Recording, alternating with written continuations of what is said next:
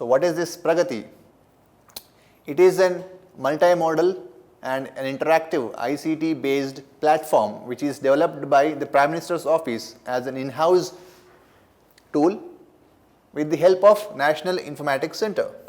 Now what does this Pragati consist of? It consists of a 3-tier system which involves the Prime Minister's Office, the Union Government Secretaries and the State Chief Secretaries. So the Prime Minister's Office and the Secretaries of the Union Government and Chief Secretaries of various states participate in this Pragati conference. This is chaired by Prime Minister of the Republic of India, Shri Narendra Modi. Also in news was the Prime Minister's or the Pradhan Mantri Krishi Sinchai Yojana and Accelerated Irrigation Benefit Program AIBP. Why was this Sinchai Yojana of the Government of India was in news? It was in news because the Cabinet Committee on Economic Affairs has approved the inclusion of Jamrani Dam Multi-Purpose Project of Uttarakhand under this initiative. So the Jamrani Dam Multi-Purpose Project of Uttarakhand was included by the Cabinet Committee on Economic Affairs into the Pradhan Mantri Krishi Sinchai and Accelerated Irrigation Benefit Program of the Government of India. Now what is the benefit of inclusion of this dam into this Yojana? It envisages construction of a dam across river Gaula, which is a tributary of river Ramaganga in Uttarakhand. By way of inclusion of this Jamrani Dam in the Yojana, this scheme envisages for the construction of a dam across river Gaula, which is a tributary of Ramaganga in Uttarakhand state. The Pradhan Mantri Krishi Sinchai Yojana and some important information related to it. It was launched in the year 2015-16 as a centrally sponsored scheme under the Ministry of Agriculture and Farmers Welfare. The objective of this Yojana is to expand the cultivable area under the assured irrigation and also to improve on-farm water use efficiency. Basically to expand the cultivable area under the assured irrigation facilities and also to improve on-farm water usage efficiency. What are the components of the Pradhan Mantri Krishi Sinchai Yojana? The Accelerated Irrigation Benefit Program component of the Ministry of Jal Shakti provides central assistance to major and medium irrigation projects. So this Accelerated Irrigation Benefit Program is a component of the Ministry of Jal Shakti and this provides central assistance to major and medium irrigation projects. Har Khet Ko Pani is also an initiative of the Ministry of Jal Shakti and also happens to be the component of the Pradhan Mantri Krishi Sinchai Yojana. Per Drop More Crop, which is an initiative of the Ministry of Agriculture and Farmers Welfare, and Integrated Watershed Management Program, which is an initiative of the Ministry of Rural Development. Integrated Watershed Management Program, Per Drop More Crop, Har Khet Ko Pani and Accelerated Irrigation Benefit Program are the various components of this Yojana, Pradhan Mantri Krishi Sinchai Yojana. 25 by 25 target was also in news. So why was this 25 by 25 target was in news and what exactly is this 25 by 25 target? According to an analysis by the Indian Council of Medical Research or ICMR, India is likely to miss reaching the target of 25 by 25. So what exactly is this 25 by 25 target? This 25 by 25 target was set up by the World Health Organization or WHO and the United Nations in 2013. So way back in 2013, this 25 by 25 target was established or set up by World Health Organization and the United Nations. So what are its targets? It targets a 25% reduction in premature mortality in 4 of the non-communicable diseases by 2025. It targets a 25% reduction in premature mortality in 4 of the non-communicable diseases by the year 2025. when comparison to the 2020. In comparison with 2010, by the year 2025, it targets a 25% reduction in the premature mortality of 4 NCDs. So, what are these 4 non-communicable diseases? These 4 non-communicable diseases include cancer, cardiovascular disease, chronic respiratory disease or CRD, and diabetes. These are the 4 classifications in the non-communicable diseases that were targeted to be reduced by 25% by 2025. Premature mortality for these 4 non-communicable diseases is projected to decrease by only 14% in comparison with the 2010 levels in India. The target was to reduce these diseases by 25%, but India is only likely to achieve 14% reduction from 2010 to 2025. Hence, for this reason, the Government of India has declared that it is likely to miss this 25 by 25 target. Hence, for this reason, this 25 by 25 target was in news. International Competition Network or ICN. What is this International Competition Network or ICN, and why was this in news? The Competition Commission of India or CCI has become a member of the steering group of the ICN for the first time. CCI membership will be for a span of 2 years. Now, what exactly is this ICN?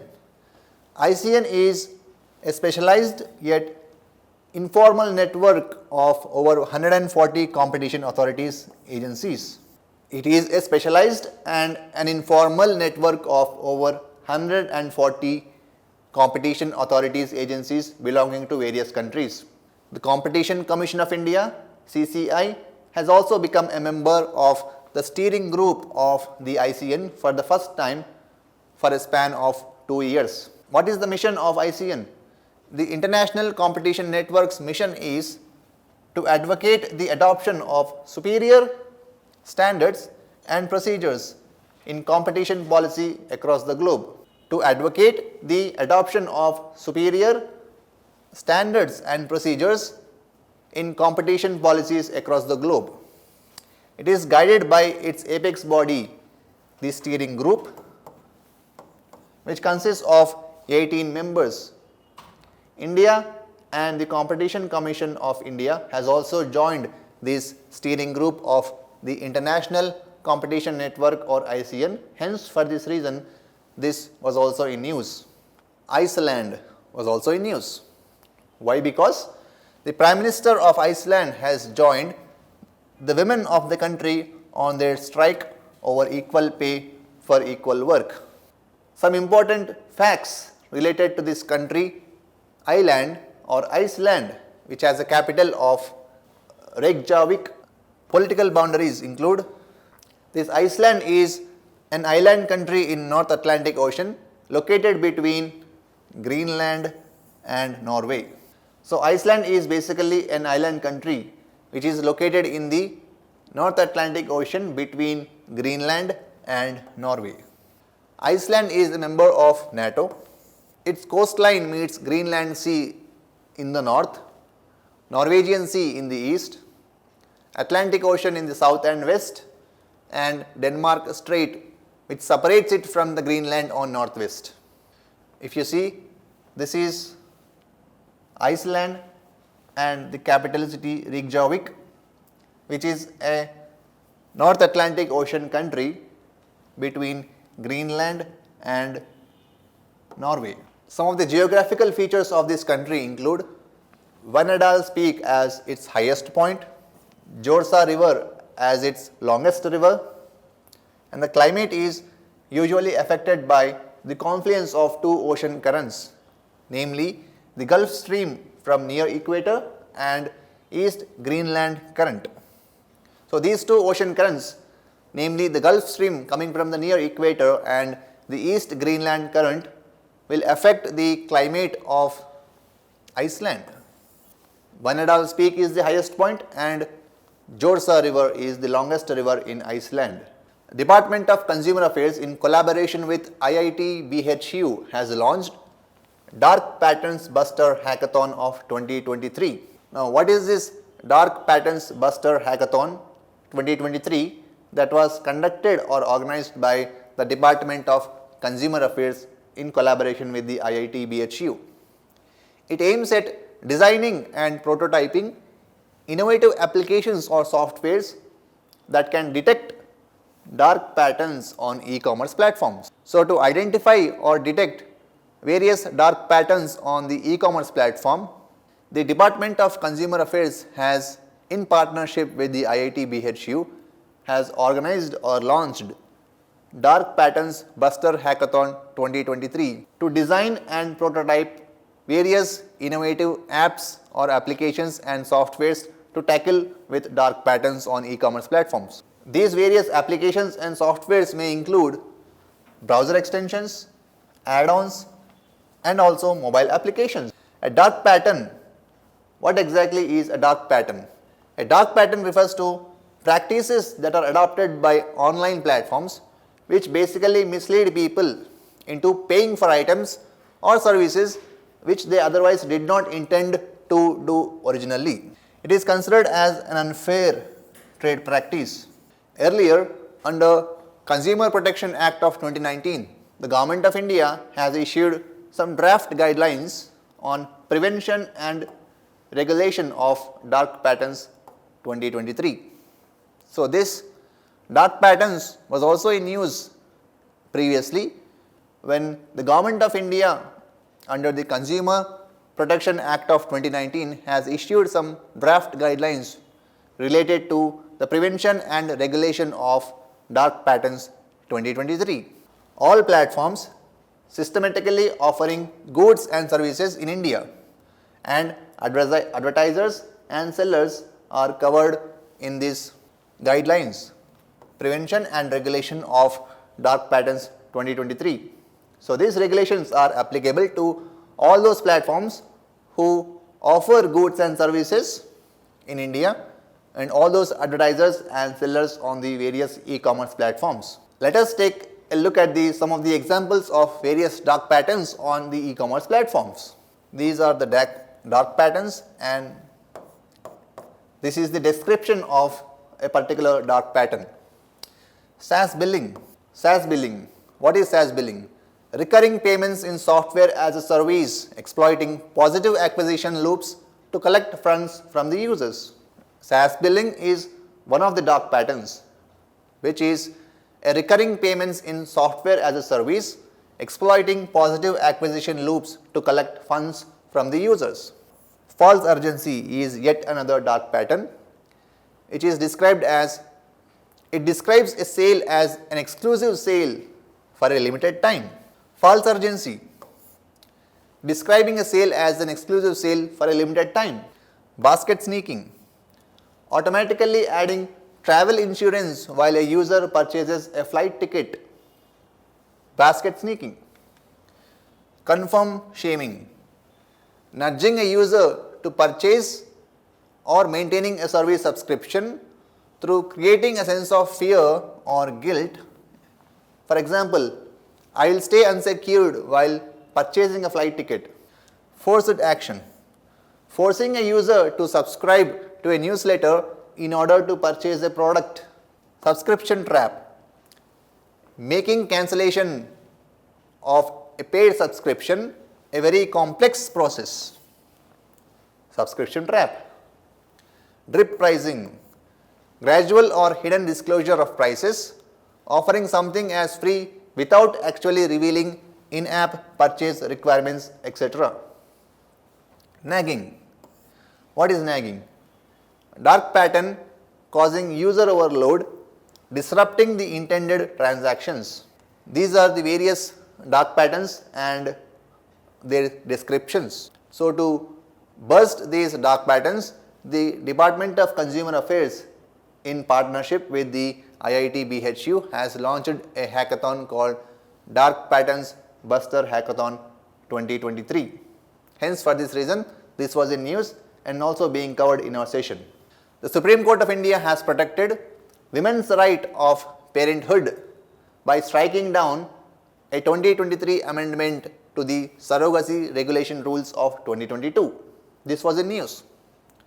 Why? Because a woman suffering from MRKH syndrome had challenged the 2023 amendment that was made to surrogacy regulations rules of 2022 by stating that, which mandates that both male and female gametes, sperms and eggs respectively, must come from the intended couple. These surrogacy regulation rules and an amendment that was made to these rules in 2023 expressly states that it mandates that both the male and female gametes must come from the intended couple. Only then this surrogacy procedure can be accepted. The Supreme Court of India has struck down this 2023 amendment to the surrogacy regulation rules of 2022 and has basically extended the woman's right of parenthood, preserved or protected the women's right of parenthood by striking down this amendment. This provision was challenged as the petitioner woman has absent ovaries and uterus, hence she cannot donate her own eggs for surrogacy. She couldn't donate her own eggs for surrogacy, and hence for that reason she has challenged this provision of these regulation rules of 2022. The central government has said that the use of donor eggs was exempted as a process of surrogacy, cannot be availed under the law unless the child was genetically related to the intending couple. Whereas the Supreme Court of India held that the expression genetically related to the intending couple has to be read as being related to husband when rule number 14A applies. So what is rule number 14A? Rule number 14A specifically recognizes the absence of a uterus or any allied condition as a medical indication necessitating gestational surrogacy. Also, the Supreme Court of India has noted that the law permitting gestational surrogacy was women-centric and a decision to have a surrogate child was entirely based on the woman's inability or incapability of becoming a mother. So, the Supreme Court of India has protected the women's right of parenthood by striking down the amendment that was made to surrogacy rules and regulations of 2022. Surrogacy regulated by the Surrogacy Regulation Rules or Act of 2021 is a practice whereby one woman bears and gives birth to a child for an intending couple. Now, what is this Surrogacy Regulation Act of 2021? It allows only altruistic surrogacy and penalizes any form of commercial surrogacy or all those surrogacy practices which are made on commercial lines. It allows only altruistic surrogacy practices. Intending couple must be legally married with an age limit of 23 and 50 for females and with an age limit of 26 to 55 for males, and must not have a surviving child of their own. Surrogate mother must be married woman having a child of her own and between the age of 25 to 35 years only.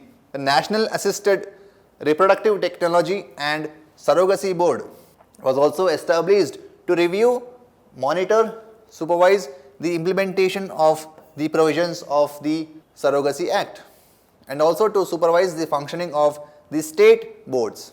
The National Assisted Reproductive Technology and Surrogacy Board was established at the union level. This will also supervise the functioning of the state boards. Interconnected Disaster Risks Report of 2023. What is this Interconnected Disaster Risks Report of 2023 and why was this in news? This report was released by the United Nations University and Institute for Environment and Human Security. As per the report, the world is fast approaching risk tipping points on multiple fronts.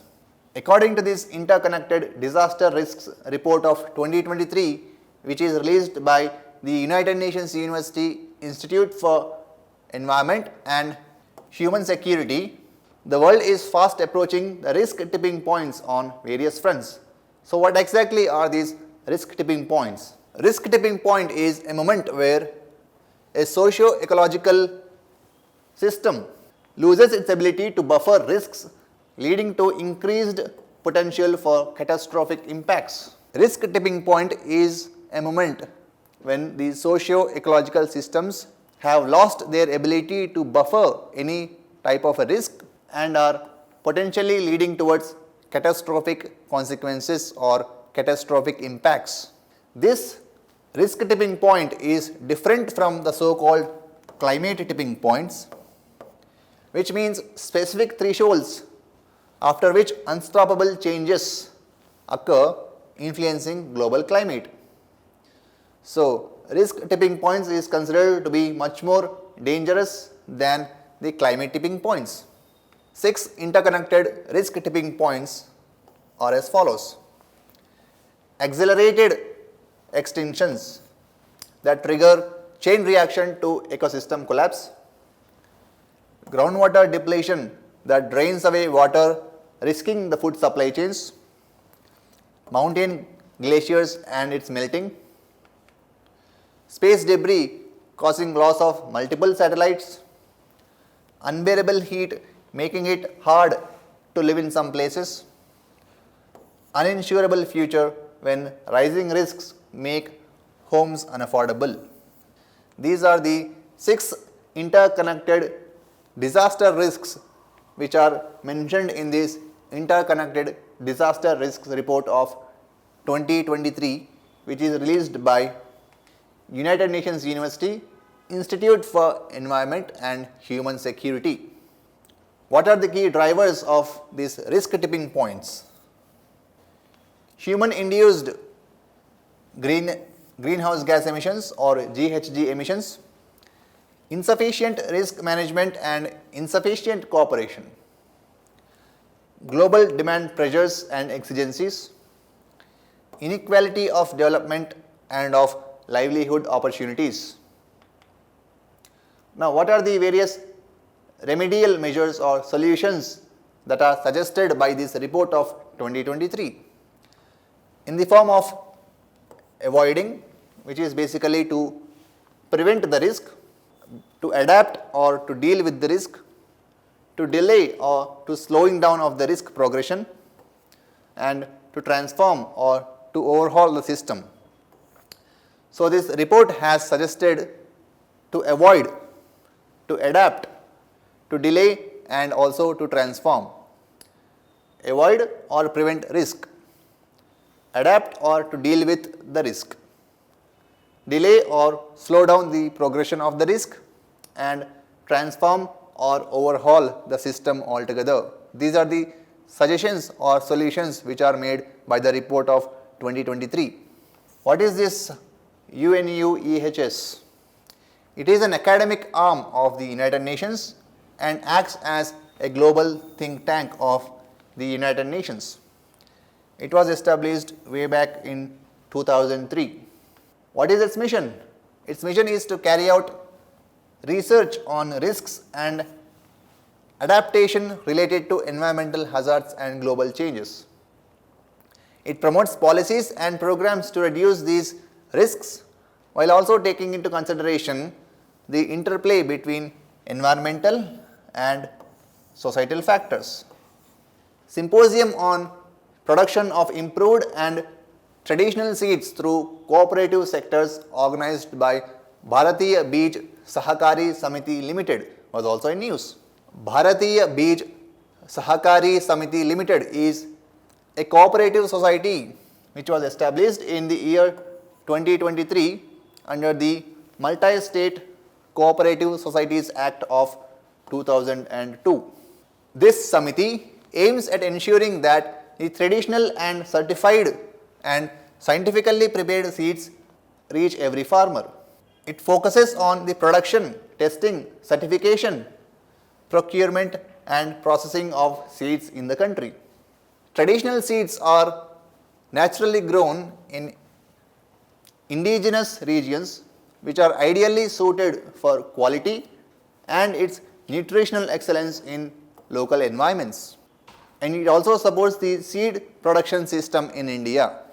This Samiti adheres to limited generation system for seed multiplication in a phased manner. It recognizes three generations, namely breeder, foundation generation and certified seeds generation. Breeder seed is the progeny of nucleus seed of a variety and is produced by the originating breeder or by a sponsored breeder. Foundation seed is a progeny of the breeder seed and it is required to be produced from the breeder seed, which can be clearly traced to the breeder seed. Certified seed, on the other hand, is a progeny of foundation seed produced by registered seed growers under the supervision of seed certification agencies. What are the benefits of seed certification? Enhancement in seed replacement rate. Seed replacement rate is a measure of cropped area covered with quality seed. So, the benefits of seed certification include an enhancement or increase in seed replacement ratio, which is a measure of cropped area covered with quality seeds. Preserves genetic identity and ensures genetic purity of seeds. Improving seed exports, promoting Indian varieties, because India's share in the world seed exports is only about 0.6%.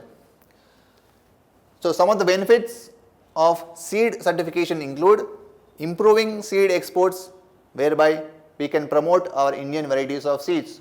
Why? Because the India's share in the world seed exports market is only about 0.6%. Some of the other initiatives or provisions for seed sector in India include the Seeds Act of 1966, an act to provide for regulating the quality of certain seeds for sale. National Seed Policy of 2002 to support seed industry, protecting farmers' interests and conservation of the agro biodiversity. Protection of Plant Varieties and Farmers' Rights Act of 2001 protects the intellectual property rights of the plant breeders. Seed Village Program, where a trained group of farmers are involved in the production of seeds of various crops and also cater to their own needs. Seed Village Program is also one of the initiatives with respect to seeds sector in India. Submission for seed and planting material under National Mission on Agricultural Extension and Technology. Submission for seed and planting material under the National Mission for Agricultural Extension and Technology is also one of the initiatives. The direct taxes data shows a robust growth in the gross total income of the individuals and also a widening tax base. The direct taxes data was also in news. According to the data from the Central Board of Direct Taxes, from the assessment year 2013-14 to 2021-2022, the income tax returns filed by the individual taxpayers has increased by a tremendous 90% and it has reached a figure of 6.37 crore. A total of 6.37 crore individual taxpayers have filed their income tax returns between the assessment year of 2013 to 14 and 2021-2022, which is an increase of over 90%.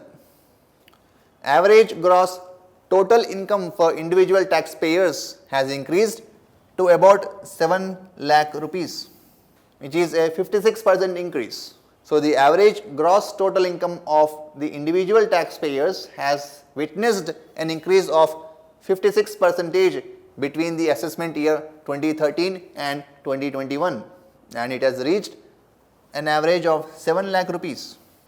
Increase in the average gross total income for top 1% of the individual taxpayers is 42%, whereas for the bottom 25% individual taxpayers, the increase in the average gross total income is 58%. Proportionate contribution of the gross total income.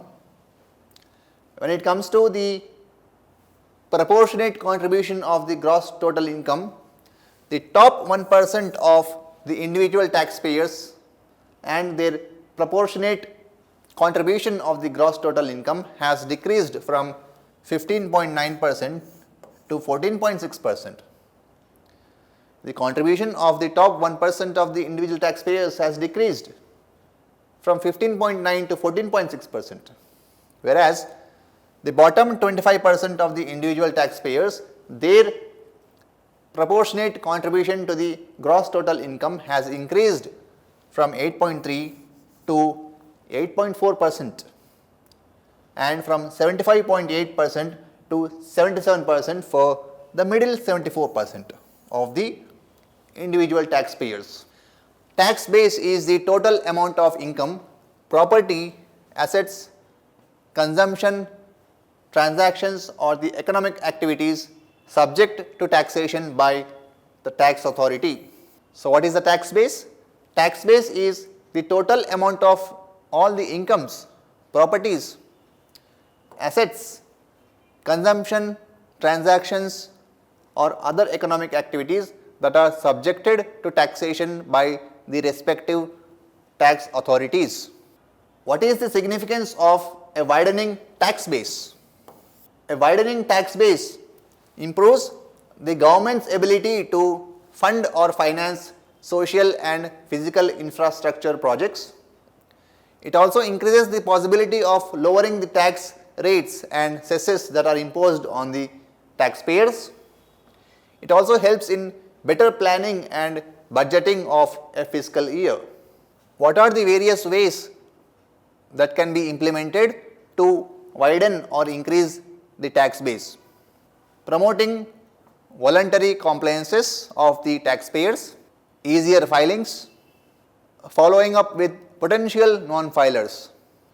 It meets every once in a year to discuss a strategy for multilateral cooperation and also to adopt organizations' annual budget and etc. Bishkek has hosted 22nd Shanghai Cooperation Organization's Council of Heads of Government. The Council of the Heads of the Government of the Shanghai Cooperation Organization was hosted by Bishkek, the capital city of Kyrgyzstan. It is the 22nd Council of the Heads of the Government meeting of the Shanghai Cooperation Organization. During this meeting, India's External Affairs Minister has called the member countries to strictly adhere to the principles of international rules or laws and also to respect each other's sovereignty. Some background information about the Shanghai Cooperation Organization. Its origin. It was established in the year 2001 in Shanghai by the Shanghai 5 countries, which include Kazakhstan, Tajikistan, Kyrgyzstan, Russia and China and Uzbekistan. A permanent intergovernmental organization which is guided by the Shanghai spirit that encapsulates mutual trust and benefit, equality and respect for the diversity of civilizations, etc. It has a total of 9 member countries: India, Pakistan, Russia, China, Iran, Kazakhstan, Tajikistan, Kyrgyzstan and Uzbekistan are the 9 member countries. It also has provided observer status to few of the countries and which include Afghanistan, Belarus, Mongolia. The process of raising the status of Belarus to the level of member state or member country has already begun. The key goal of the Shanghai Cooperation Organization is to ensure and maintain peace, stability, security and tranquility in the Shanghai Cooperation of Organizations region.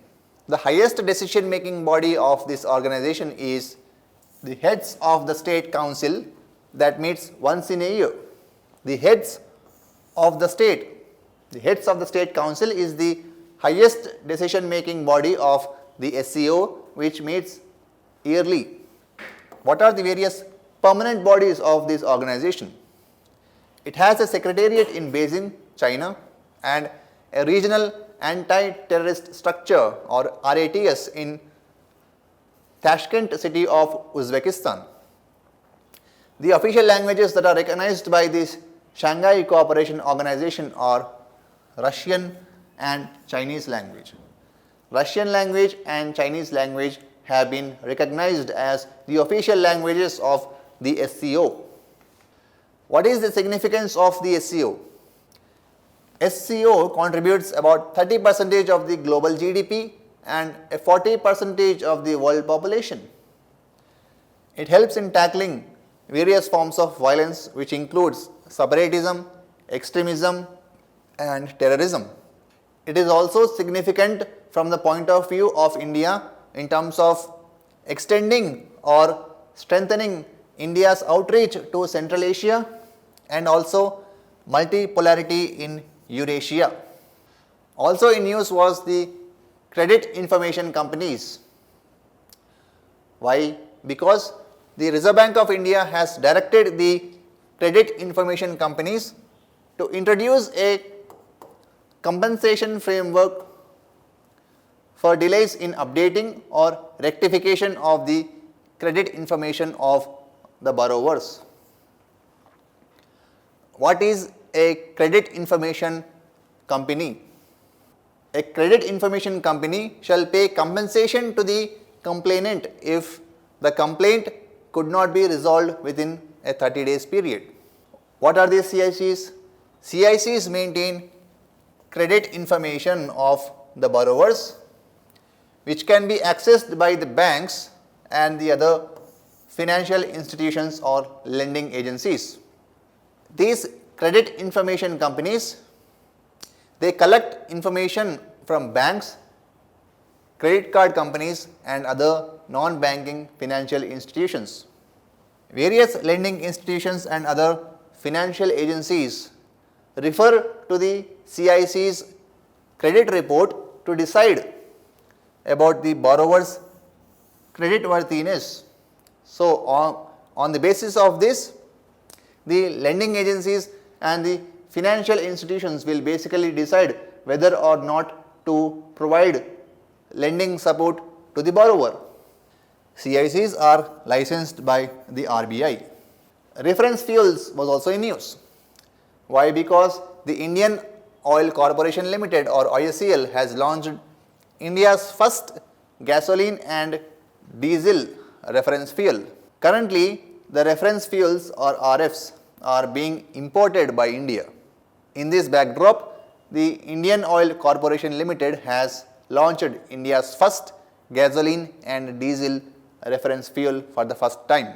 What are these reference fuels? Reference fuels are premium high value products which are used for calibration and testing of vehicles by auto original equipment manufacturers and organizations that are involved in testing and certification of in the automotive field.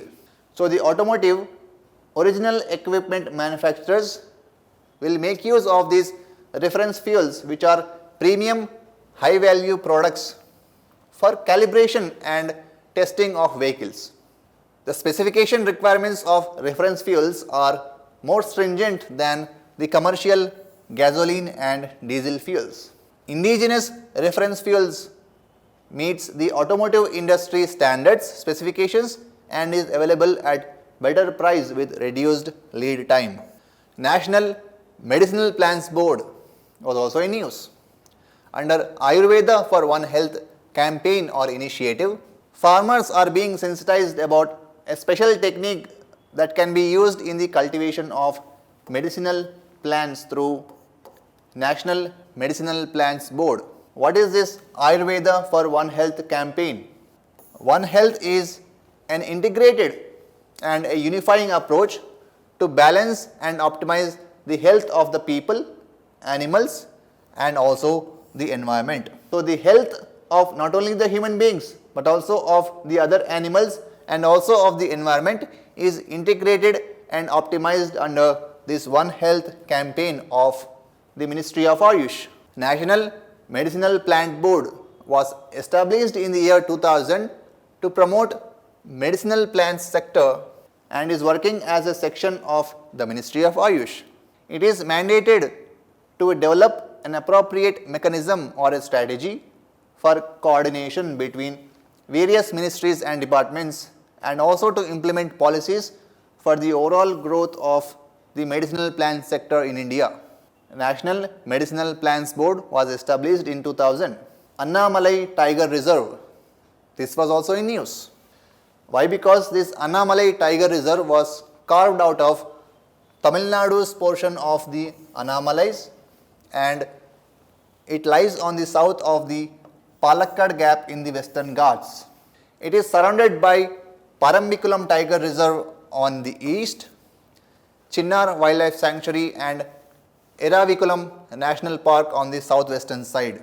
The Kariyan Sholas, the grass hills and Manjampatti of the Annamalai Tiger Reserves are part of the UNESCO's World Heritage Site in Western Ghats.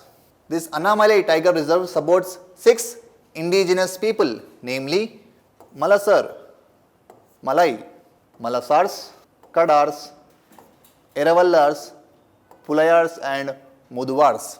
These are the various indigenous people which are supported in the Annamalai Tiger Reserve region. What is the flora of the Annamalai Tiger Reserve? Balsam, orchids and Kurinchi. Fauna include the Bengal tiger, Indian elephant, Nilagiri Thar and the Indian gaur, etc. Indigenous cow breed Gir. Gir is being promoted as under the Rashtriya Gokul mission of the Government of India.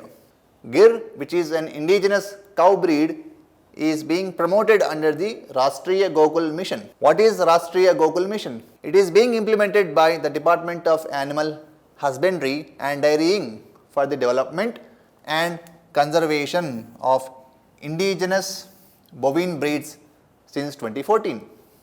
So, for the development and conservation of the indigenous bovine breeds, the Rashtriya Gokul mission was established in the year 2014 by the Department of Animal Husbandry and Dairying. What is Gir? It is an indigenous cow breed and it is originated in the Gir forests of Gujarat, and this breed is also found in Maharashtra and the adjacent state of Rajasthan. It is a hardy, adaptable breed with high milk yield and also of calm disposition. It has an ability to adapt to the entire central belt, northern and also southern stretches. The other indigenous cattle breeds include Red Sindhi, Sahiwal and Hallikar and other breeds. Osteoporosis was also in news. What is osteoporosis? Osteoporosis is a bone disease that causes in a loss of bone density and also which increases the risk of fractures in bones. This osteoporosis as a medical condition develops when the bone mineral density and the bone mass reduces, or when the structure and the strength of the bone changes. It is also called as a silent disease.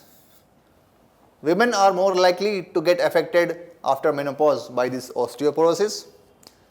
Some of the symptoms of osteoporosis include spine, wrist and hip fractures, height loss and spinal deformities also. Pradhan Mantri Schools for Rising India or PM Shri. Around 124 schools under Pradhan Mantri Shri scheme were inaugurated in Haryana. What is Pradhan Mantri Shri scheme? It is a centrally sponsored scheme with 60% assistance by the central government and 40% by the states and union territories. It is established under the Ministry of Education of Government of India in 2022. What is the objective of the Prime Minister Schools for Rising India or PM Shri, which was launched in 2022? It aims at developing more than 14,500 schools across India by strengthening select existing schools being managed by all forms of government. The objective is to provide high quality education and making children active participants as per the vision and the ideals of the National Education Policy of 2020. It is proposed to be operational from 2022 to 2026-2027. PM Schools for Rising India or PM Shri. Vajra Mushti Kalaga. What is Vajra Mushti Kalaga? That was in news. Vajra Mushti Kalaga is a form of wrestling which is different from the conventional grappling and entails two jetties or two fighters. Wrestlers use Vajramushti knuckle dusters adorned with diamonds as a mark of weaponry to engage in immaculate battle. Whosoever fighter draws the blood from the opponent's head for the first time will be declared as the winner of this Vajramushti Kalaga fight. It is held on the 9th day of Navaratri at the Mysore Palace in Karnataka. It was first mentioned in Manasollasa, a manual of warfare of King Someshwara II of Chalukya dynasty belonging to 12th century AD. Also, Fernão Nunes, a Portuguese traveller, has noticed or observed this form of wrestling in the then Vijayanagara Empire of South India. Qatar was also in news. A court in Qatar has sentenced 8 former personnel of the Indian Navy to death. Hence, for this reason, Qatar was in news. Hence, it becomes an important geography for us to discuss. The capital city of Qatar is Doha. The political boundaries include: it is a country in West Asia. It shares its land boundary with Saudi Arabia only. The rest of the boundary is covered with the Persian Gulf. This is the geographical map depicting the country of Qatar, which has a capital of Doha. If you see, Qatar is surrounded by the Saudi Arabia for its land border, and it is surrounded by the Persian Gulf on the other side of it. What are the geographical features of Qatar? It is situated on the west coast of the Persian Gulf and on the Qatar Peninsula. It has one of the world's largest reserves of petroleum and also natural gas. Sand dunes and salt flats or sabkhas are the chief geographical or topographical features of Qatar. No permanent bodies of fresh water can be found in Qatar, and the highest point in Qatar is Abu al-Bal Hill. Abu al-Bal Hill is the highest point in Qatar. Hemoglobin is not only used in blood, or hemoglobin is not used only in blood according to a major discovery by scientists. A new study has reported that chondrocyte cells that make cartilage, which is a connecting tissue between bones, also make hemoglobin and forms hemoglobin bodies or hedi. So, according to a major discovery by scientists, it was identified that chondrocyte cells that make cartilage, which is a connecting tissue between bones, it makes hemoglobin and also forms hemoglobin bodies called as hedi. Whereas previously it was understood that hemoglobin was used only by the red blood cells or erythrocytes.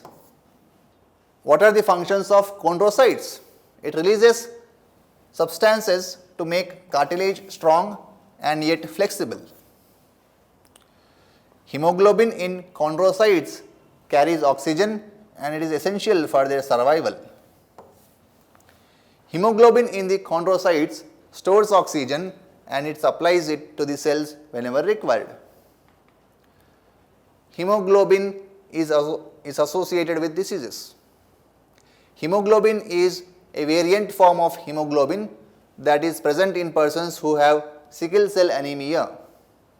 Sickle cell anemia is a severe hereditary form of anemia in which cells become crescent shaped when oxygen is lacking. Thalassemia, a group of inherited blood disorders characterized by a deficiency of hemoglobin. 14 countries have signed a first of its kind Global Declaration of River Dolphins by 2030. So, what is this Global Declaration of River Dolphins? This declaration was adopted by all the river dolphin range countries, which include Bangladesh, Bolivia, Brazil, Cambodia, Colombia, Ecuador, India, Nepal, Pakistan, Peru and Venezuela. So, all these countries are categorized or referred to as the river dolphin range countries, and all these countries have adopted this Global Declaration of River Dolphins 2030. Now, what is this Global Declaration for River Dolphins? It basically aims at halting and also reversing the decline of all river dolphin species in both Asia and South America. It also aims at scaling up the collective efforts to safeguard the remaining river dolphin species by developing and funding various measures to eradicate gill nets, also to reduce pollution and also to expand research and increase the protected areas. It also aims at enhancing the health of rivers, which are the lifelines of many communities and also economies, as well as sustaining the critical ecosystems from rainforests to deltas. What are the 8 pillars of this global declaration? Creating a network of protected areas, enhancing the management of river dolphin sites, expanding research and monitoring, engaging local communities and indigenous people, eradicating unsustainable fishing practices, improving water quality and also quantity, celebrating World River Dolphin Day to raise awareness, and increasing the resource allocation and partnership of various stakeholders. River dolphins are the top predators in some of the world's largest and greatest river systems, and also considered to be the important indicators of the health and the quality of rivers. Since 1980s, the population of river dolphins and their numbers have been reduced by almost 73%, which is a cause of concern, and hence to reverse this trend, these river dolphin range countries have come up with this Global Declaration of River Dolphins by 2023. What are the surviving species of these river dolphins? Some of them include the Amazon river dolphin or pink river dolphin or Boto, which lives only in fresh water, and the IUCN status of this pink river dolphin or Boto is endangered. Ganges river dolphin, commonly referred to as Susu, which is found only in the Ganges and the Brahmaputra river systems in India and in Bangladesh. The IUCN status of this Ganges river dolphin is also endangered.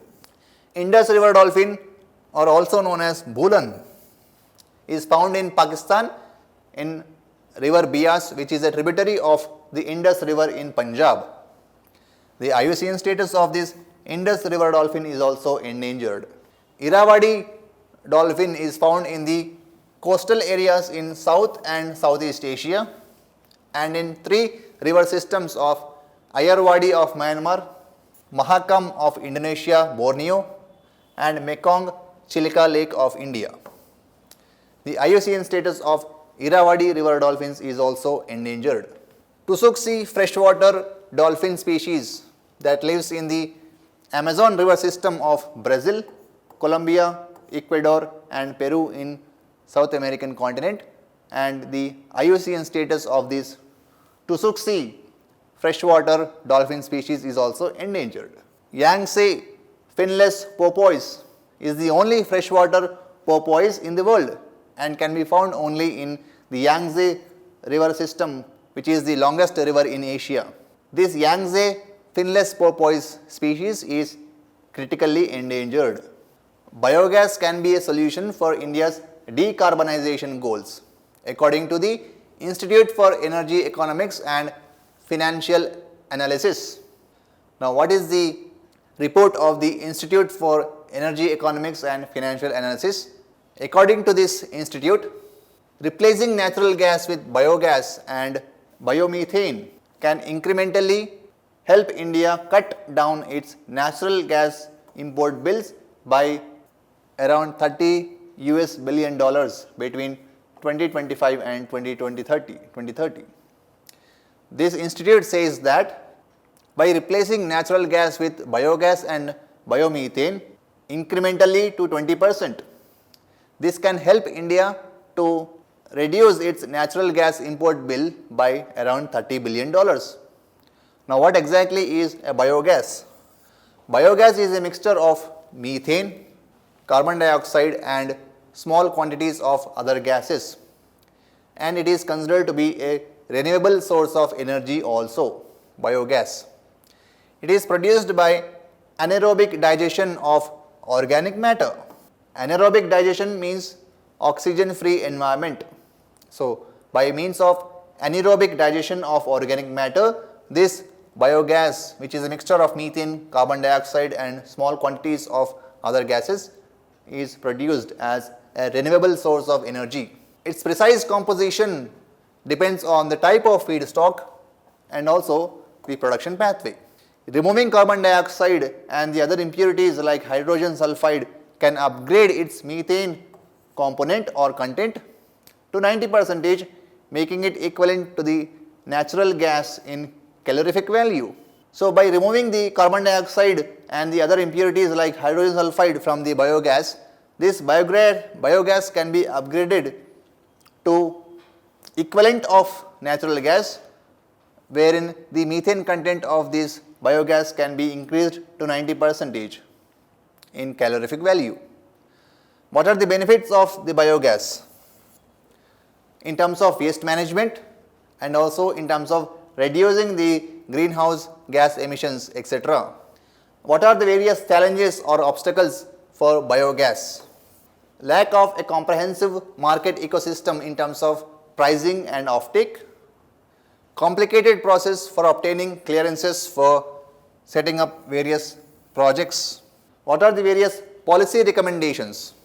Increasing market viability for biogas fuel, feedstock mapping and aligning them with the biogas plants, encouraging private sector by clear market for the end product and clear supply chains, increased access to finance at more affordable rates for the development of the biogas manufacturing plants. These are the various policy recommendations for the enhancement of the biogas fuel production in India. Now, what are the various initiatives that are taken up by the Government of India for biogas production and promotion? Galvanizing organic bioagro resources dhan, or it is also referred to as Gobar Dhan.